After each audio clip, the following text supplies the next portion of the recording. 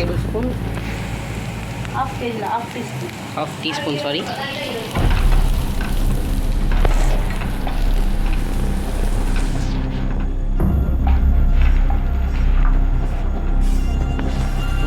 தக்காளி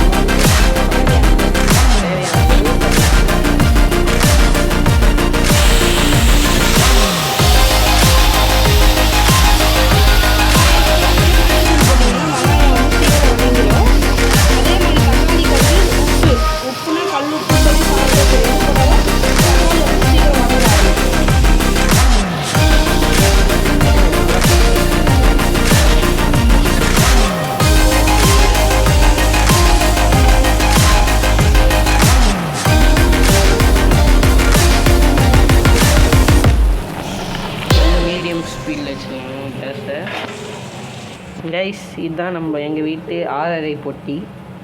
5.5 பொட்டின்னு வாங்க, நிறைய 6.5 பொட்டின்றேன்னா 6 இருக்குது. ஆனால் தான் தனியாத்தூள் தனியாக போடுறாங்க 1 ஸ்பூன், மிளகாத்தூள் 1 ஸ்பூன், அவ்வளோதான். 6.5 பொட்டியை மூடுறாங்க. நல்ல ஒரு மிக்ஸு எல்லாமே தனியா பொடி மிளகா பொடி ரெண்டுமே 1 ஸ்பூன் போட்டு நல்லா மிக்சிங். மட்டன் பவுடர் அது எவ்வளோ வேணுமோ அவ்வளோ போடுவாங்க. திரும்ப பானோட தெரியும் அது.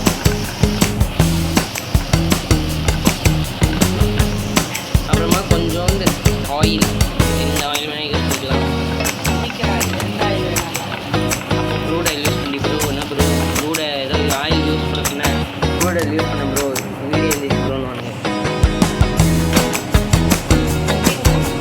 Cooking oil food grade oil மட்டும் நாங்கள் யூஸ் பண்ணோம். அதுன்னு சொல்லிட்டு பெட்ரோலு க்ரூட் எல்லாம் யூஸ் பண்ணுறோம். அப்போ என் முதல்ல கேஸ் பார்த்துக்கோங்க.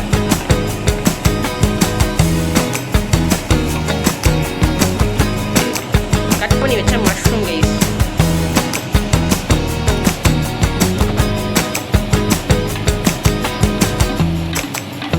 உட்காந்து இது வந்து கட் பண்ணி வச்சுருவோம்.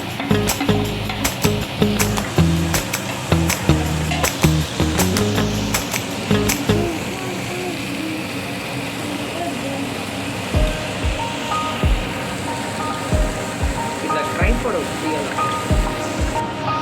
அவ்வளோதான் ரைஸ் நல்லா மிக்ஸ் பண்ணிட்டாங்க.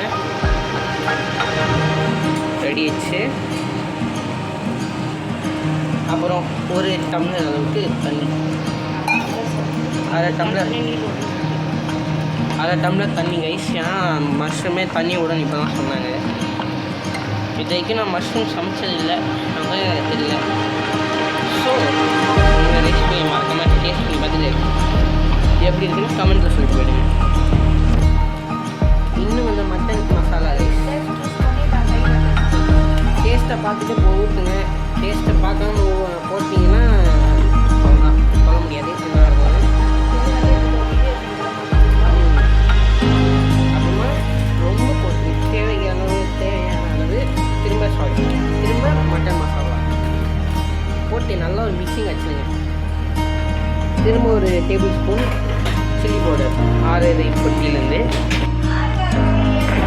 அப்புறம் ஃப்ரெஷ் கொரியாண்டர்.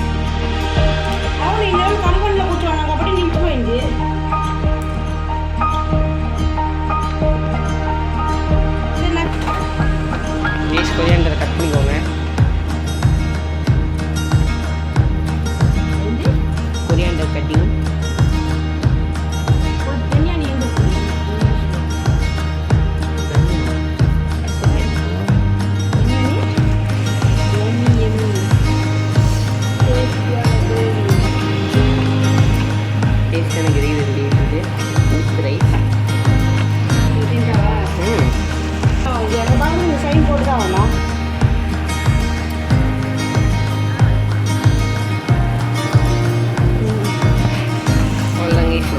இருக்குது